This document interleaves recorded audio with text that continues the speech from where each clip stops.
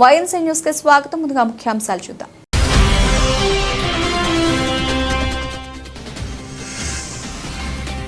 America మాజీ అధ్యక్షుడు Trump పై కాల్పులు, ఎన్నికల ప్రచారంలో ప్రసంగిస్తుండగా దుశ్చర్య.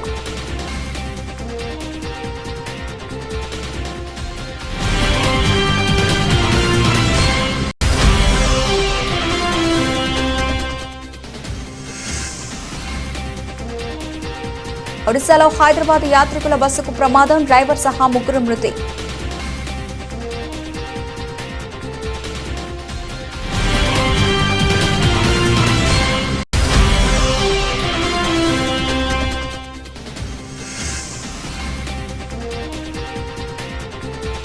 తిరుపతికి చేరుకున్న అమరావతి రైతుల పాదయాత్ర, రేపు మొక్కుల చెల్లింపు.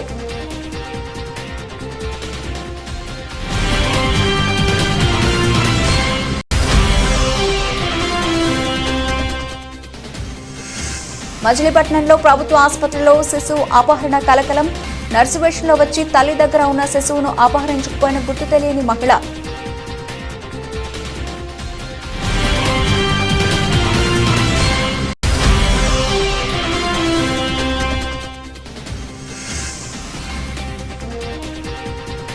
ప్రజాభవన్లోని నల్లపోచమ్మ దేవాలయంలో బోనాల ఉత్సవాలు, హాజరైన సీఎం రేవంత్ రెడ్డి.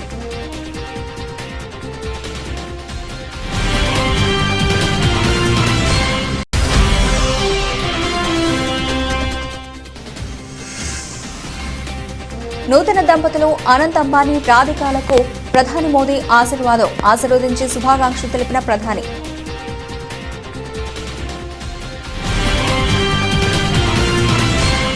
అగ్రరాజు అమెరికా ఉలిక్కిపడే ఘటన జరిగింది. ఆ దేశ మాజీ అధ్యక్షుడు, రిపబ్లికన్ పార్టీ అధ్యక్ష అభ్యర్థి అయిన డొనాల్డ్ ట్రంప్పై దుండగులు కాల్పులకు పాల్పడ్డారు. పెన్సిల్వేనియాలోని బట్లర్లో జరిగిన ఎన్నికల ర్యాలీలో ప్రసంగిస్తూ ఉండగా ఈ దుశ్చర్యకు పాల్పడ్డారు.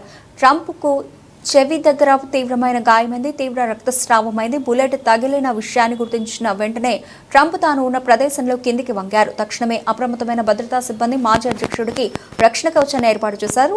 సీక్రెట్ సర్వీస్ ఏజెంట్స్ తక్షణమే ఆయనను హాస్పిటల్కు తరలించారు. ప్రస్తుతం ఆయన చికిత్స పొందుతున్నారు. కాగా ఈ ఘటనలో 2 వ్యక్తులు మృత్యువాత చనిపోయిన వారిలో నిందితుడు కూడా ఉండి ఉండొచ్చని పోలీసులు అనుమానిస్తున్నారు.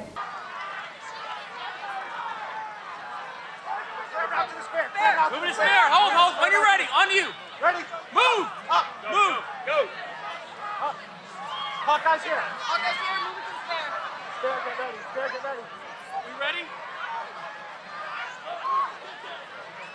Shooters down. Shooters down. Are we good? Shooters down.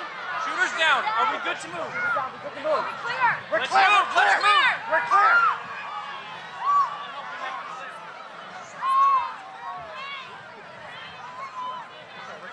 Come on.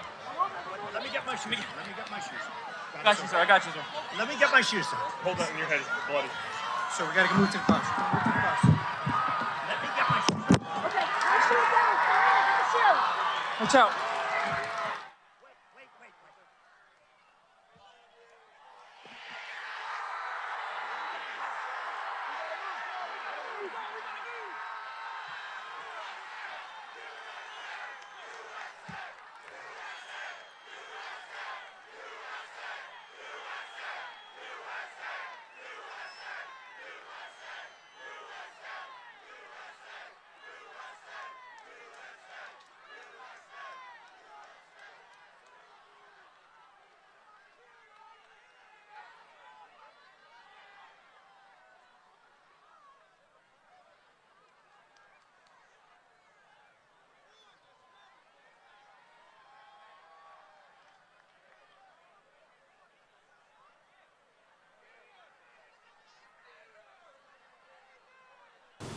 Hyderabad నుంచి ఒడిశాకు యాత్రికులతో బయలుదేరిన ప్రైవేట్ ట్రావెల్స్ బస్సు ఒడిశాలో ప్రమాదానికి గురైంది. బస్ డ్రైవర్ సహా ముగ్గురు అక్కడికక్కడే మృతి చెందారు. మరో 15 మంది తీవ్రంగా గాయపడ్డారు. ప్రమాద సమయంలో బస్సులో 30 మంది ఉన్నట్లు తెలిసింది. వీరంతా హైదరాబాద్ పాత బస్తీలోని చత్రనాకకు చెందిన వారని సమాచారం. క్షతగాత్రులను ఆసుపత్రికి తరలించారు. అయితే ఈ ప్రమాదం ఎక్కడ జరిగింది, క్షతగాత్రులు ఎక్కడ చికిత్స పొందుతున్నారు వంటి వివరాలు తెలియాల్సి ఉంది.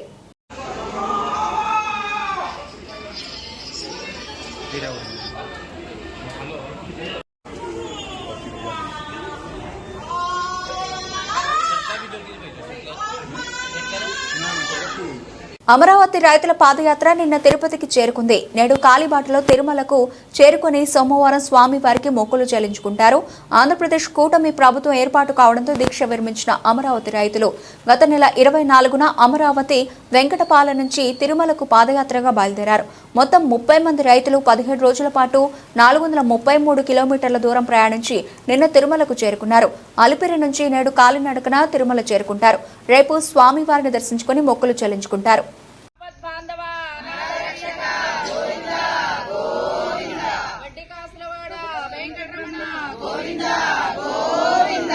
అమరావతి రక్షక ఆంధ్రప్రదేశ్ పరిరక్షక గోవింద గోవింద జై అమరావతి జై అమరావతి న్యాయం గెలిచింది ధర్మం గెలిచింది ధర్మాన్ని కాపాడిన దేవాది దేవుళ్లకు న్యాయాన్ని కాపాడిన న్యాయ దేవతలకు ఆంధ్రప్రదేశ్ భవిష్యత్తును కాపాడిన ఓటర్ మహాశైలకు ఆంధ్రప్రదేశ్ భవిష్యత్తును కాపాడిన ఓటర్ మహాశైలకు కృష్ణా జిల్లా మచిలీపట్నంలోని సర్వజన ప్రభుత్వ ఆసుపత్రిలో 3 రోజుల శిశు అపహరణ ఘటన కలకలం సృష్టించింది.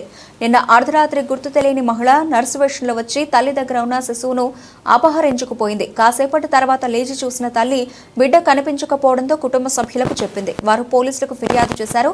పోలీసులు అప్రమత్తమై గంటల వ్యవధిలో శిశువుని గుర్తించి తల్లి చెంతకు చేర్చారు.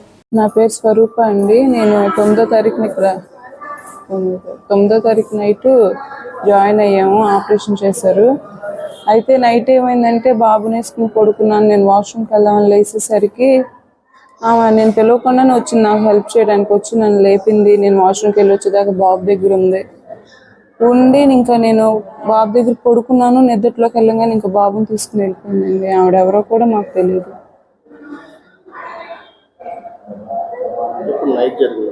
నైటే జరిగిందండి. 1:30-1కి అలా జరిగింది. మేము 1:45-2కి లేచేసరికి బాబు లేడు మా దగ్గర.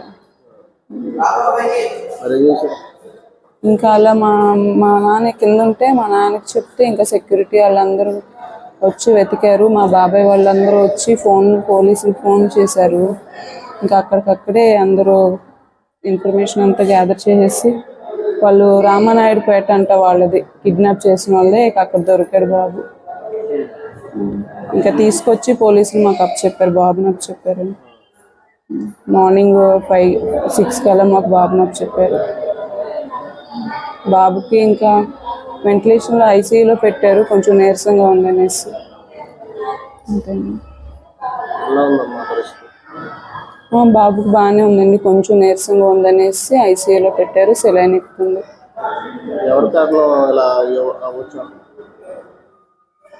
ఎవరు కారణమా అంటే మేము పడుకున్నామండి. సిబ్బంది కూడా ఉన్నారు అక్కడ, వాళ్ళు ఇన్ఛార్జి. అప్పుడే ఆమె బీపీ చూడటానికి వెళ్ళిందంట. ఆవిడ తీసుకుని వెళ్ళిపోయింది ఈలోపే. కదిరి పట్టణంలోని వాణి వీధిలో వెలసిన శ్రీ షిరిడి సాయిబాబా ఆలయ ట్రస్ట్ చైర్మన్ మఠ చినరాయణ శెట్టి ఆధ్వర్యంలో భిక్షాటన చేశారు.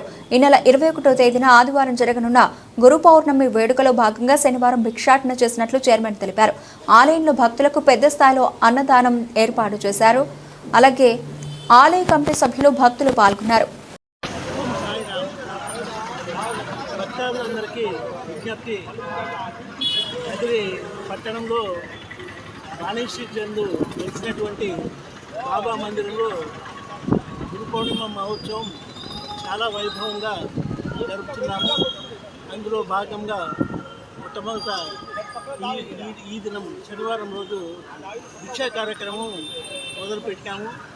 బాబా వారి ఆజ్ఞ ప్రకారము భిక్ష కార్యక్రమంలో మొట్టమొదటిగా ఈరోజు ఊళ్ళో అంతా భిక్ష చేసి ఆ వచ్చిన భిక్షతో వండి ఆయన స్వయంగా వండి ఆ ప్రసాదాన్ని భక్తులందరికీ పంచేవారు. అదేవిధంగా మేము కూడా పురవీధుల్లో తిరిగి భిక్ష వసూలు చేసి ఆ వచ్చిన భిక్షతో ప్రసాదము తయారు చేసి అన్నదానం వచ్చిన వాళ్ళందరికీ ఎంతమంది అయినా రాని పొద్దున్నే 10 గంటల నుంచి సాయంత్రం 4 గంటల వరకు నిర్విరామంగా జరుగుతూనే ఉంటుంది.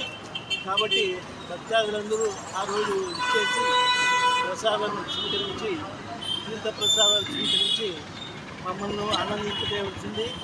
తర్వాత కొత్త బాబా కృపకు పాత్రలు కావాల్సిందిగా మిమ్మల్ని మరీ కోరుతున్నాను. తిరుమల శ్రీవారి సుప్రభాత సేవలో ఆదివారం పలువురు పోలీసు అధికారులు దర్శించుకున్నారు. వీరిలో రాష్ట్ర డీజీపీ ద్వారకా తిరుమలరావు, కడప ఎస్పీ హర్షవర్ధన్ రాజు, రాజమహేంద్రవరం జిల్లా నూతన ఎస్పీ నరసింహ కిషోర్లు కుటుంబ సభ్యులతో కలిసి స్వామివారి సేవలో పాల్గొని దర్శించుకున్నారు. వీరికి ఆలయ అధికారులు స్వాగతం పలికి దర్శనం ఏర్పాట్లు చేశారు. దర్శనం అనంతరం ఆలయ రంగనాయక మండపంలో ఆలయ అధికారులు తీర్థ ప్రసాదాలు అందజేశారు.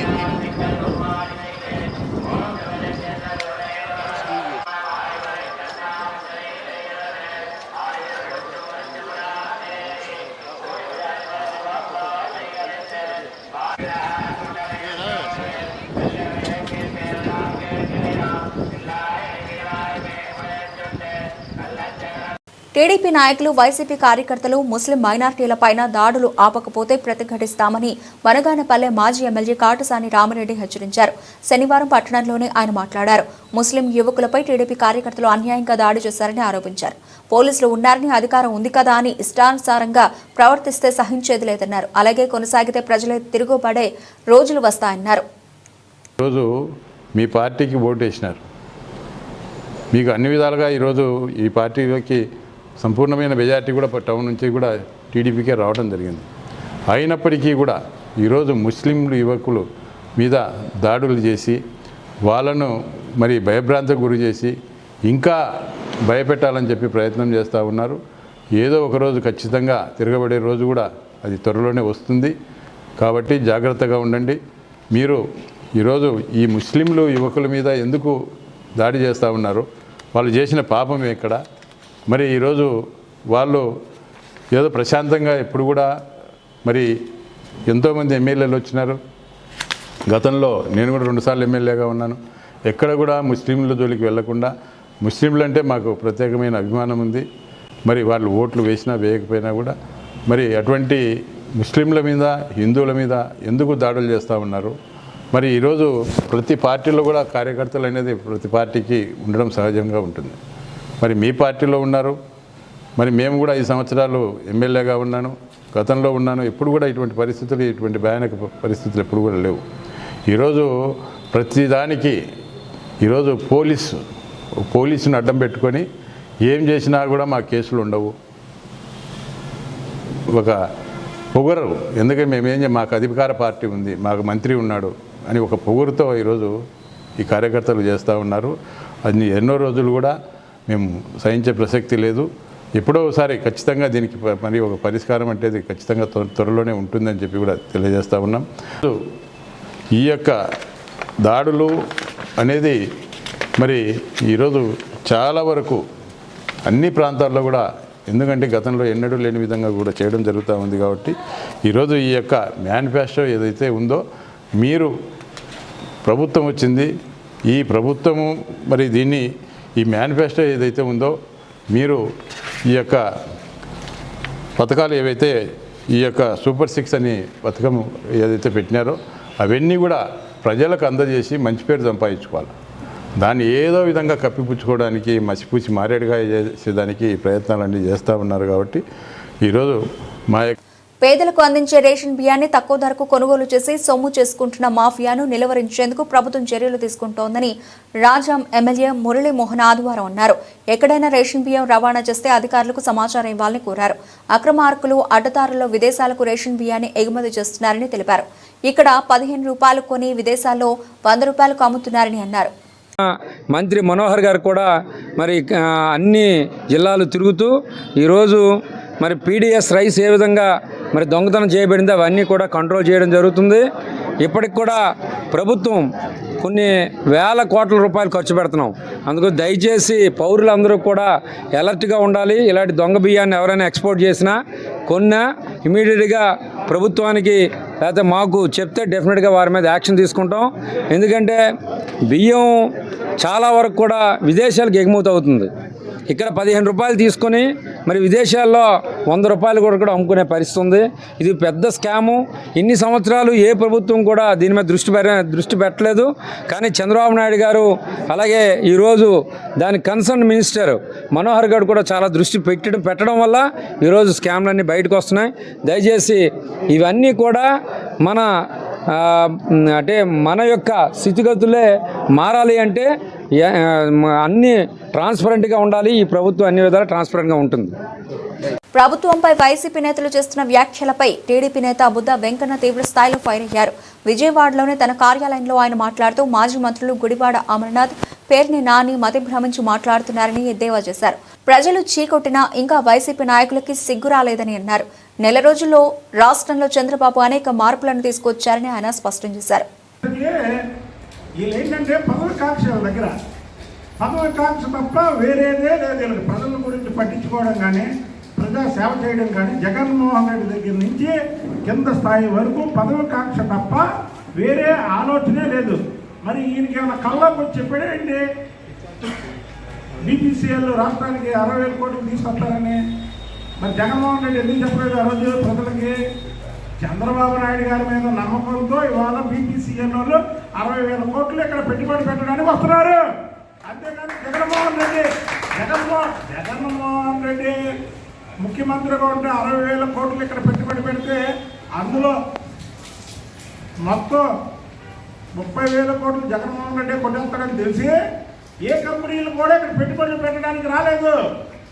చంద్రబాబు నాయుడు గారి మీద నమ్మకంతో ఆ రోజు కియా కంపెనీ ఇక్కడ పెడితే మీ పార్లమెంట్ సభ్యుడు ఏం చేశాడో ప్రజలందరికీ తెలుసు కదా. అందులో వాటా అడిగాడు. అక్కడ ఉన్నటువంటి పార్లమెంట్ సభ్యుడు అందులో వాటా అడిగాడు. కియా కంపెనీలో వాటా ఇస్తారు ఎవడన్నా? అమర్ రాజా ఫ్యాక్టరీలోని వాళ్ళని ఇబ్బంది పెడుతున్నా కదా, ఇక్కడి నుంచి వాళ్ళు తెలంగాణకు షిఫ్ట్ అయింది. అసలు మీరు మధ్య ఉండి మాట్లాడుతున్నారా, మధ్య లేకుండా మాట్లాడుతున్నారా?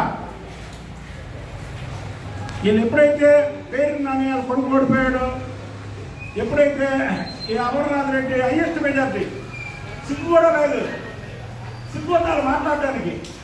హైయెస్ట్ మెజార్టీ, రాష్ట్రంలో హైయెస్ట్ మెజార్టీతో ఓడిపోయిన అమర్నాథ్ రెడ్డి గురువాడు అమర్నాథ్ నీతులు చెప్తున్నాడయ్యా. నీతులు మాట్లాడడానికి, నీతులు చెప్పడానికి కూడా ఒక అర్హత ఉండాలి కదా మీకు.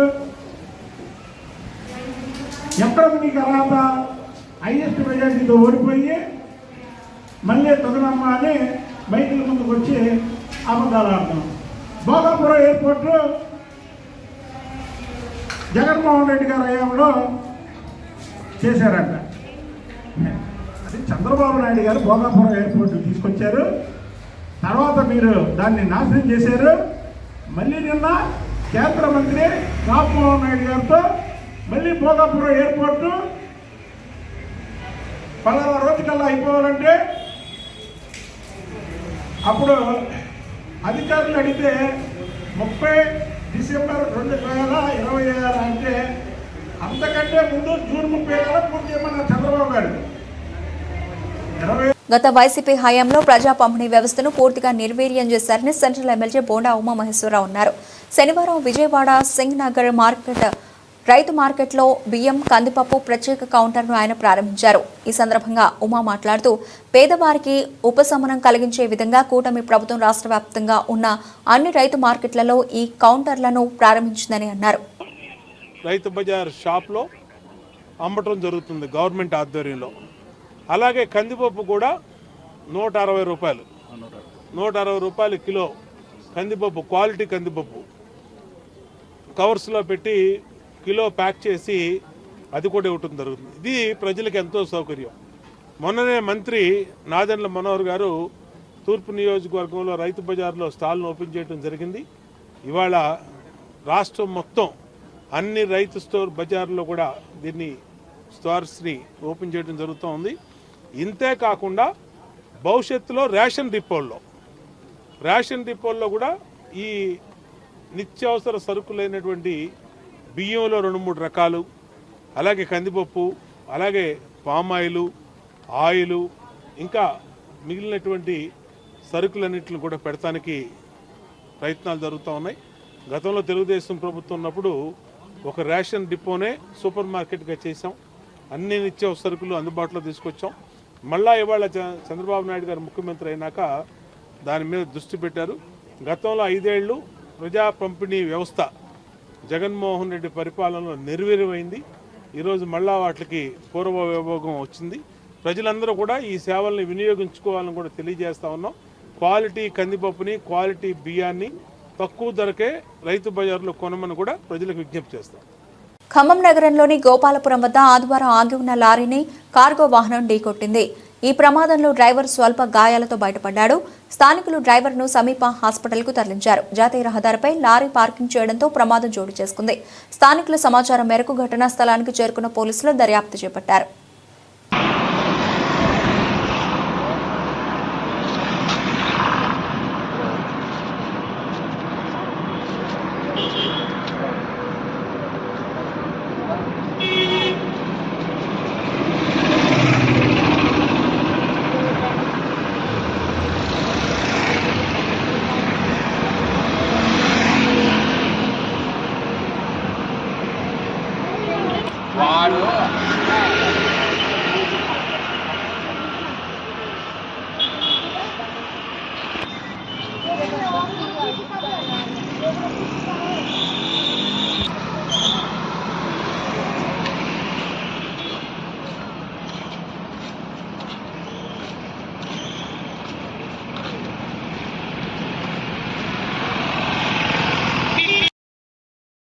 ఎడతెరిపి లేకుండా కురుస్తున్న వర్షానికి సింగరేణిలో బొగ్గు ఉత్పత్తికి అంతరాయం ఏర్పడింది. సత్తుపల్లి మండలం కిష్టారం ఓపెన్ కాస్ట్లో 5,000 టన్నుల బొగ్గు ఉత్పత్తి, 45,000 క్యూసెక్ మీటర్ల మట్టి తొలగింపు పనులకు అంతరాయం ఏర్పడగా సత్తుపల్లి జేవీఆర్ ఓసీలో 15,000 టన్నుల బొగ్గు ఉత్పత్తికి 90,000 క్యూబిక్ మీటర్ల మట్టి తొలగింపునకు అంతరాయం వాటిల్లిందని ఆయా ఓసీల పీఓలు ప్రహ్లాద్ నరసింహారావు తెలిపారు.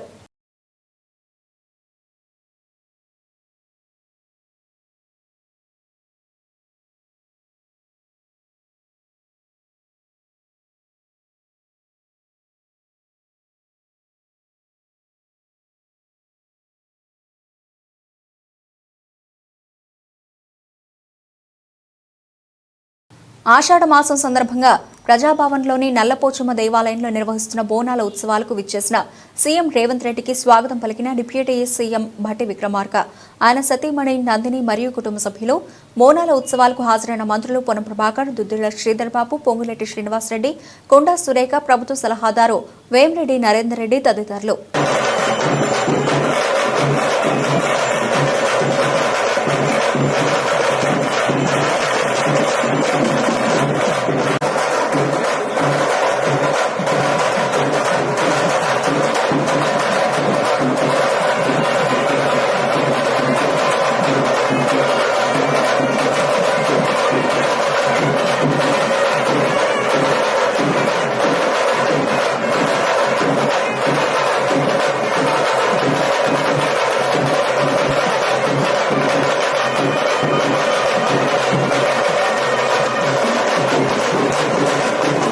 హైదరాబాద్ సోమాజిగూడ ప్రెస్ క్లబ్ కేంద్రంగా తెలంగాణ రాష్ట్ర వ్యాప్తంగా పనిచేస్తూ ఉన్న అవుట్సోర్సింగ్ ఉద్యోగుల రౌండ్ టేబుల్ సమావేశం నిర్వహించబడింది. దానికి గాను టీజీఓ, టీఎన్జీఓ ఉద్యోగ సంఘాల నాయకులు ఏలూరు శ్రీనివాసరావు, మారం జగదీశ్వరరావు, రాజకీయ నాయకులు, మేధావులు, వివిధ సంఘాల నాయకులు పాల్గొన్నారు. ముఖ్యమంత్రి వెంటనే అవుట్సోర్సింగ్ ఉద్యోగుల యొక్క బ్రతుకులు మారాలంటే రెగ్యులరైజేషన్ ప్రక్రియ చేపట్టాలి అని సోమాజిగూడ ప్రెస్ క్లబ్ కేంద్రంగా డిమాండ్ చేయడం జరిగింది. వచ్చే అసెంబ్లీ సమావేశాల్లో రాష్ట్ర వ్యాప్తంగా పనిచేస్తున్న అవుట్సోర్సింగ్ ఉద్యోగులకు సంబంధించిన కంటిన్యూయేషన్ జీవోలను ఇస్తూ అసెంబ్లీ వేదికగా బడ్జెట్ రూపకల్పన చేయాలని ముఖ్యమంత్రికి విజ్ఞప్తి చేస్తున్నారు. ఈ కార్యక్రమంలో రాష్ట్ర జేఏసీ నాయకులు జగదీష్, శ్రీధర్, యాదగిరి తదితరులు పాల్గొన్నారు. అవసరం ఉన్నది. ఒక సామెత ఉంటుంది మనం తెలంగాణలో, పంట వండిన పాటే పంట ఎండిన పాటే.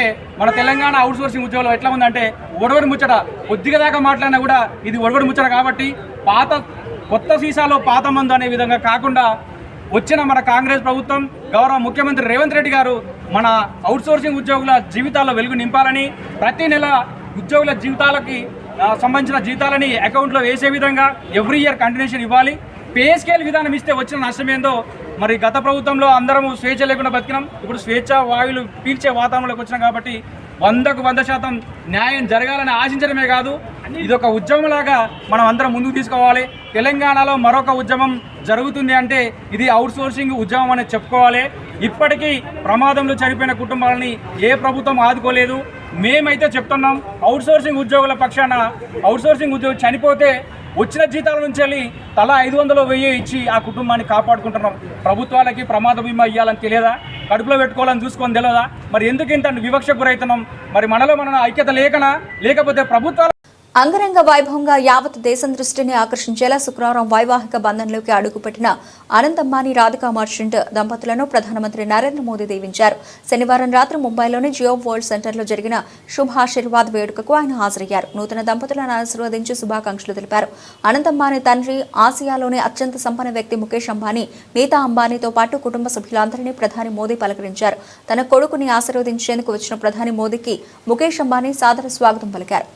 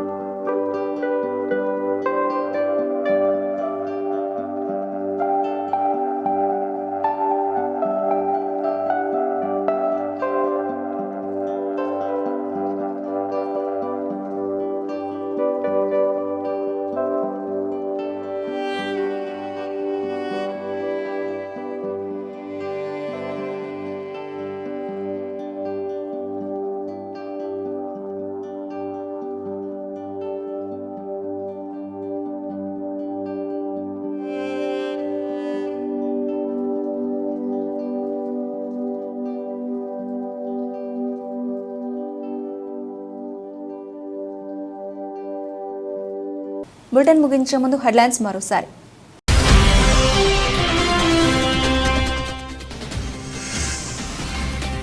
అమెరికా మాజీ అధ్యక్షుడు ట్రంప్పై కాల్పులు, ఎన్నికల ప్రచారంలో ప్రసంగిస్తుండగా దుశ్చర్య.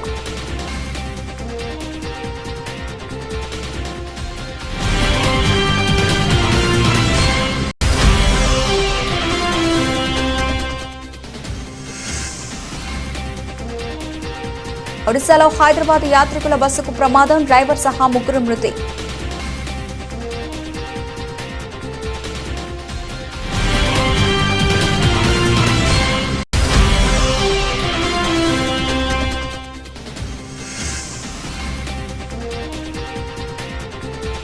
తిరుపతికి చేరుకున్న అమరావతి రైతుల పాదయాత్ర, రేపు మొక్కుల చెల్లింపు.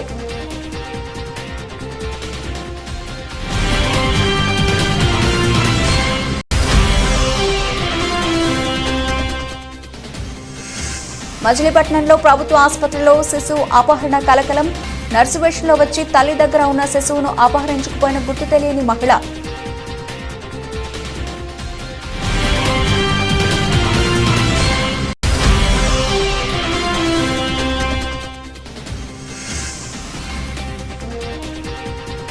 ప్రజాభవన్లోని నల్లపోచమ్మ దేవాలయంలో బోనాల ఉత్సవాలు, హాజరైన సీఎం రేవంత్ రెడ్డి.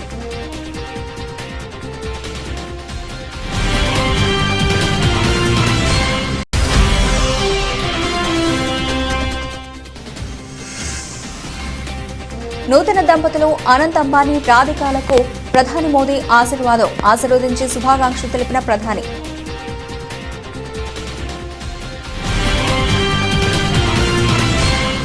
ఇవి ప్రవర్తన బులెటిన్ అప్డేట్స్. మరిన్ని అప్డేట్స్తో మళ్ళీ కలుద్దాం. అంతవరకు సెలవు. నమస్తే.